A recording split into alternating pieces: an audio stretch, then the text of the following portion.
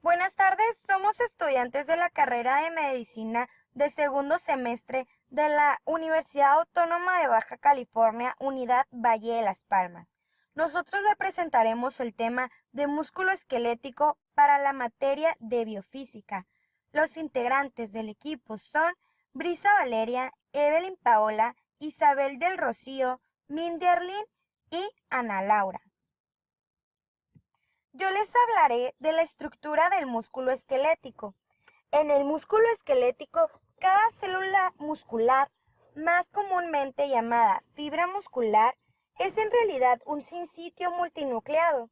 Una fibra muscular se forma durante el desarrollo por la fusión de pequeñas células musculares individuales llamados mioblastos. Los núcleos de la fibra muscular esquelética están ubicados en el citoplasma, justo debajo de la membrana plasmática, también denominada sarcolema, que está compuesta por la membrana plasmática de la célula muscular, su lámina externa y la lámina reticular que la rodea. La organización del músculo esquelético. Esta está conformada por fibras musculares llamadas fascículos, los cuales serían estos, como aquí se presenta en la imagen.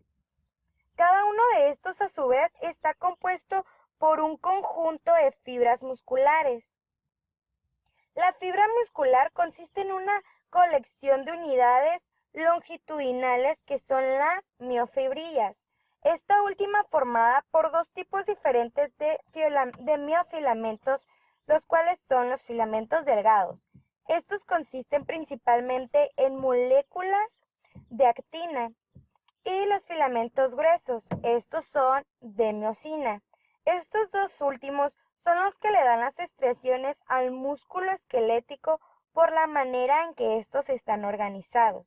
La unidad funcional del músculo esquelético es el sarcómero, el cual podemos ver en la imagen que va desde dos líneas adyacentes de una línea Z hacia la otra, así formando lo que es la banda A. Aquí es donde se lleva a cabo el proceso de contracción del músculo esquelético. Más adelante mi compañera hablará ampliamente de este tema. El músculo esquelético está rodeado por un tejido conjuntivo que se designa de acuerdo con su relación a la fibra muscular.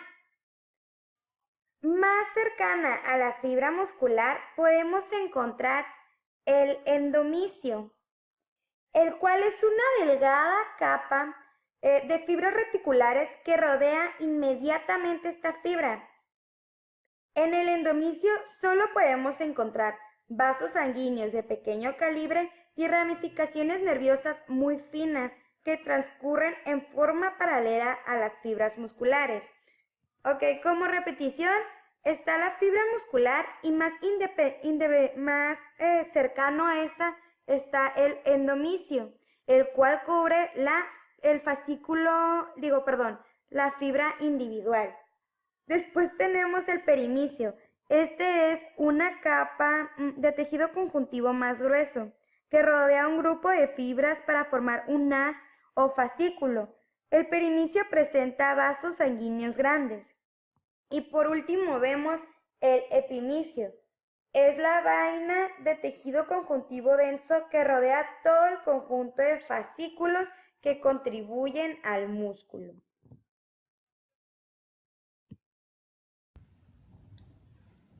Bioquímicamente, la actividad muscular está relacionada con las propiedades de las proteínas que constituyen a los filamentos.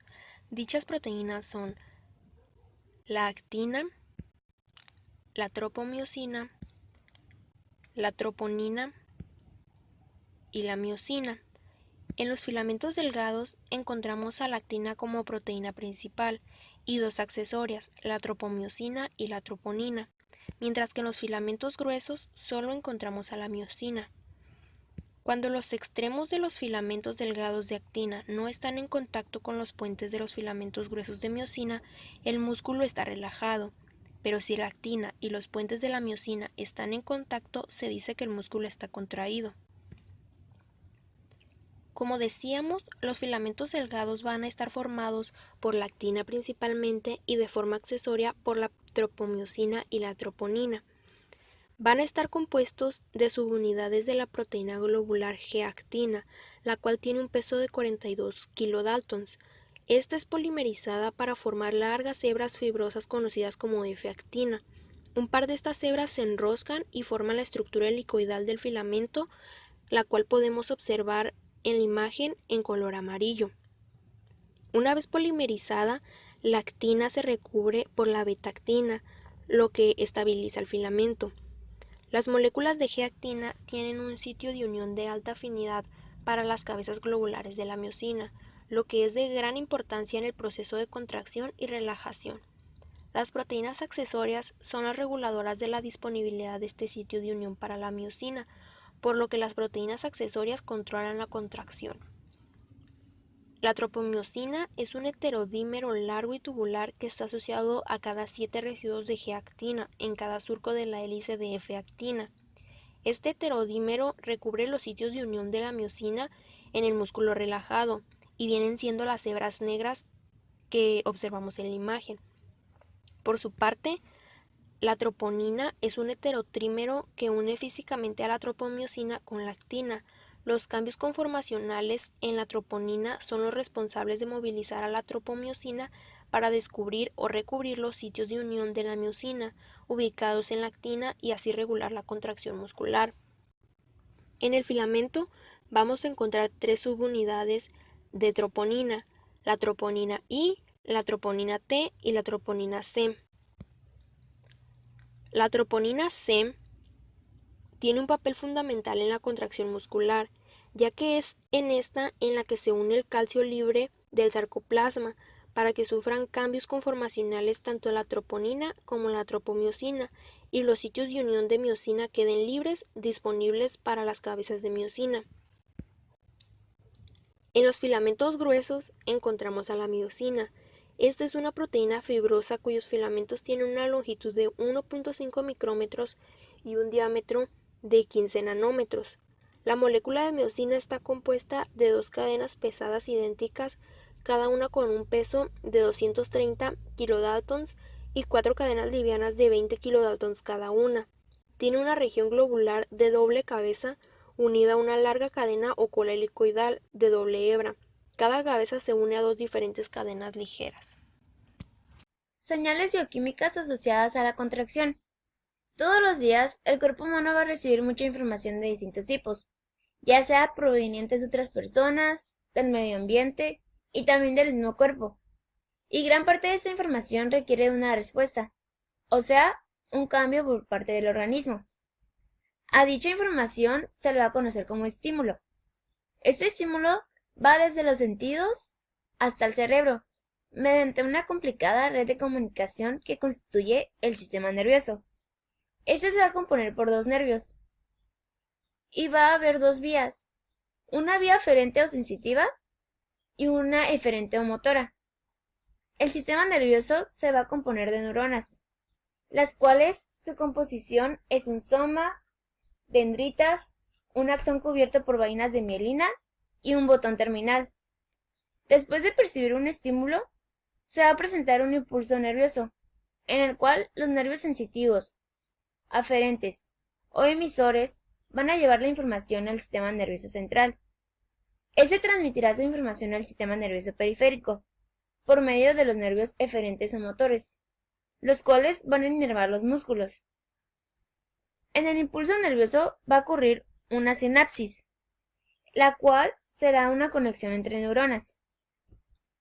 Para que ocurra una sinapsis, tiene que haber un potencial de acción, que este se va a originar en el sistema nervioso central y va a viajar hasta la membrana de la motoneurona. Va a ocurrir una diferencia de cargas positivas y negativas, donde bombas de sodio-potasio harán que ocurra una despolarización de la membrana. Es decir, una célula en estado de reposo se encuentra energéticamente negativa. En la despolarización, iones de sodio entrarán a la célula por medio de las bombas de sodio-potasio y el potasio saldrá, lo que ocurrirá que la célula esté cargada positivamente. El potencial de acción activa los canales de calcio dependientes de voltaje en el axón, haciendo que el calcio fluya dentro de la neurona. El calcio hace que las vesículas conteniendo el neurotransmisor llamado acetilcolina se unan a la membrana celular de la neurona, liberando la acetilcolina al espacio sináptico, que será donde se encuentra la neurona con la célula del músculo esquelético. La acetilcolina activa receptores nicotínicos de la acetilcolina en la fibra muscular, abriendo los canales para sodio y potasio, haciendo que ambos se muevan hacia donde sus concentraciones sean menores, sodio hacia adentro de la célula y potasio hacia afuera. Dicha diferencia de cargas activa los canales de calcio dependientes de voltaje. El calcio sale del retículo sarcoplasmático y se une a la proteína troponina C, presente como parte del filamento de actina, haciendo que module con la tropomiosina, cuya función es obstruir el sitio de unión entre la actina y la miosina. Libre del obstáculo de la tropomiosina, ocurre la liberación de grandes cantidades de iones de calcio hacia el sarcoplasma. Estos iones de calcio activan las fibras de atracción en los filamentos y comienza, finalmente, la contracción. Mecanismo biofísico de la contracción muscular. Cuando el músculo está relajado, la tropomiosina, que es este de aquí, impide que la cabeza de miosina, que es esta, se una a la molécula de actina, que está representada en azul, porque cubre su sitio de unión. Después del estímulo nervioso, se libera calcio en el sarcoplasma y esto hace que la tropomiosina exponga los sitios de unión. La miosina, como proteína asociada con la actina, convierte la energía química en fuerza mecánica al accionarse en forma cíclica con los estados de actina adherida y actina no adherida. Cada ciclo de puentes transversales consta de 5 etapas, que es la adhesión, separación, flexión, generación de la fuerza y readhesión.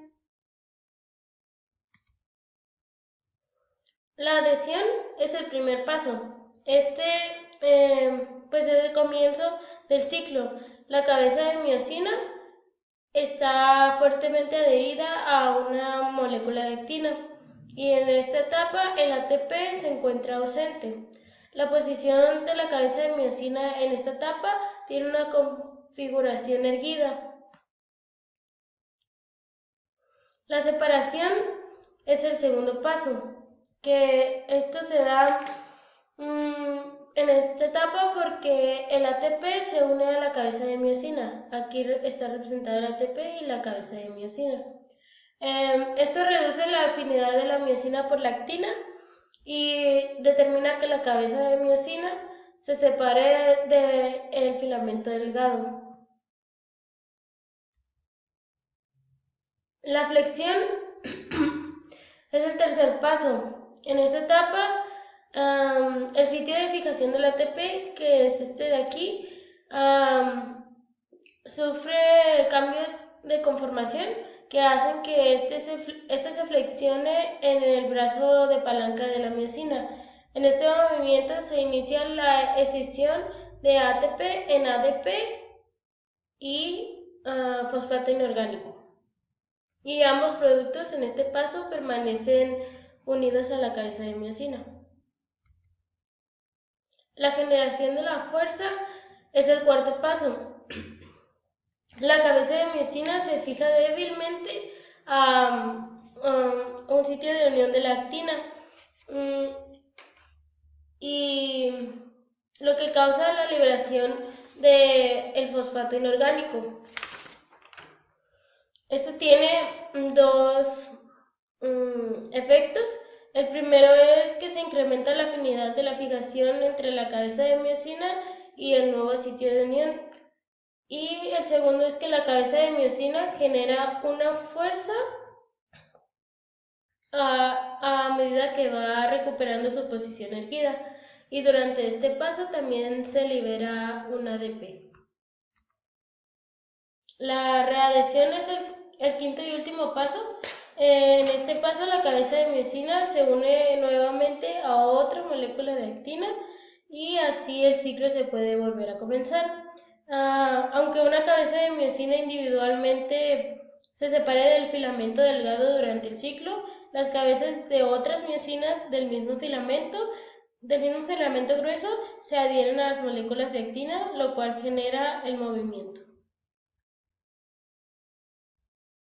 Acoplamiento, excitación, contracción. El fenómeno acoplamiento-excitación-contracción representa una comunicación rápida entre los eventos eléctricos que ocurren en la membrana plasmática y la liberación de calcio de retículo sarcoplásmico, la cual lleva a la contracción muscular. La secuencia de eventos del acoplamiento, excitación, contracción en músculo esquelético involucra primeramente la iniciación y la propagación de un potencial de acción a lo largo de la membrana plasmática. Este potencial de acción también se tiene que propagar en el sistema de túbulos transversos o túbulos T. Cuando ya entra el potencial, se tiene que excitar los cambios en el potencial de membrana por los receptores de diropiridinas.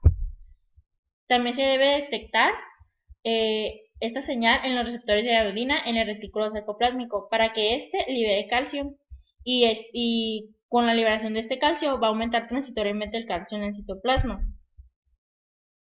Cuando se detecta que hay más calcio en el citoplasma, se activa de manera transitoria el sistema amortiguador de calcio igualmente en el citoplasma. Esto va a llevar a que se active el aparato contráctil, lo que hace que se recapture el calcio por el retículo sarcoplásmico. Todo esto se inicia por la acción del neurotransmisor acetilcolina. Con el fin de que el cuerpo pueda moverse, los músculos esqueléticos se deben de contraer. Cada músculo del cuerpo se compone de fibras musculares organizadas en grupos denominados unidades motoras. Estas unidades reciben señales del cerebro cuando desean moverse. La capacidad de variar la cantidad de fuerza producida por los músculos esqueléticos es esencial para un funcionamiento suave y coordinado del movimiento. En el cuerpo humano existen diversos mecanismos para poder graduar de manera eficiente la cantidad de fuerza necesaria para realizar estas tareas de manera eficiente. Estos son los siguientes. La unidad motora. Una unidad motora es la unidad funcional del sistema neuromuscular. La cantidad de fibras musculares inervadas por una unidad motora varía de menos de 100 fibras para los músculos pequeños a más de 100 para los músculos más grandes. Cuando se estimulan, todas las fibras inervadas por la unidad motora estimulada se contraen. Para aumentar la fuerza, se reclutan más unidades motoras para su contracción o se aumenta la frecuencia de la señal de contracción. La velocidad de contracción. La capacidad de los músculos para generar fuerza está determinada en parte por la velocidad a la que un músculo se contrae. Para contracciones musculares concéntricas o cuando un músculo se acorta, a medida que la velocidad de una contracción aumenta. La capacidad de producción de fuerza del músculo disminuye de manera hiperbólica. Durante la contracción excéntrica o alargamiento muscular, la capacidad de producción de fuerza del músculo se incrementa con una mayor velocidad.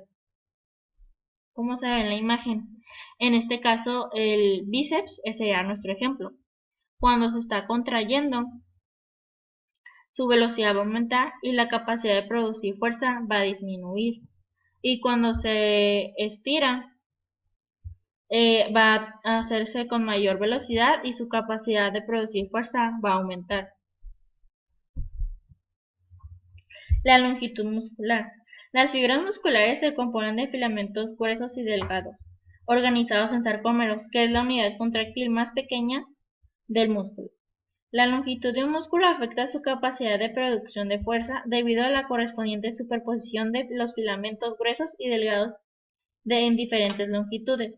Cuando una fibra muscular es estimulada para contraerse y el músculo se encuentra en una longitud óptima, que se indica por la superposición posible de los filamentos gruesos y delgados, se produce la fuerza máxima.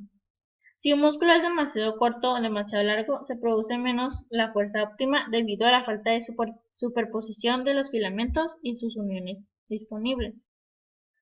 Es decir, si el músculo es muy corto o muy largo, va a tener menos fuerza, ya que no se van a superponer muchos filamentos. El tipo de fibra muscular. No todas las fibras musculares son iguales. Las fibras musculares esqueléticas se clasifican en dos categorías en función de la neurona motora alfa que las inerva. Las fibras de tipo 1 o fibras de contracción lenta y las fibras de tipo 2 o de fibras de contracción rápida.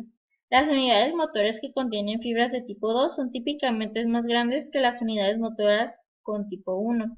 Esta diferencia en el tamaño de la unidad motora significa que cuando se estimula una única unidad motora de tipo 2, se contraen más fibras musculares que cuando se estimula una unidad motora de tipo 1. Dado que son estimuladas más fibras al contraerse las unidades motoras de tipo 2, este tipo de fibras se producen más fuerza. También depende el tipo de fibra. También podemos ver qué tipo de deportes se pueden practicar según su predominio. Si se predominan las fibras de tipo 1, esto, como su velocidad de contracción es más lenta y su resistencia a la fatiga es muy alta, sirve para deportes de resistencia que serán como maratones, carreras de fondo, esquí de fondo o ciclismo de carretera. Las tipo 2, que son de una velocidad de contracción rápida y la resistencia a la fatiga es baja, sirve para deportes de velocidad y fuerza muscular, que serían carreras de corta distancia o power fielding. Hay otro tipo de fibra muscular que sería la tipo 2A. Esta fibra se orienta según a los otros tipos para poder ayudar, por ejemplo, a tener más resistencia o a tener más velocidad.